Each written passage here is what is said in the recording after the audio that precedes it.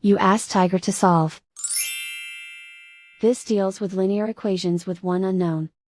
The final result is x equals 5/12. Let's solve it step by step. Group all constants on the right side of the equation. Subtract 7/12 from both sides. Group like terms. Combine the fractions.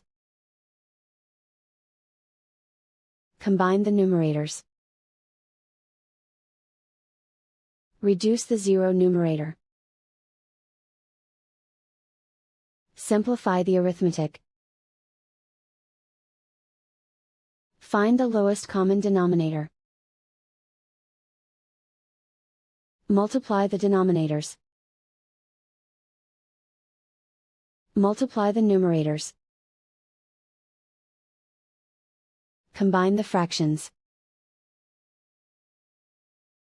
Combine the numerators.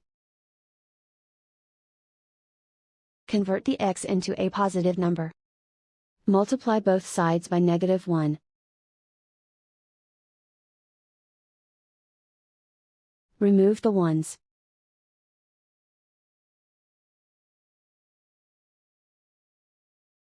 And so the final result is x equals 5/12.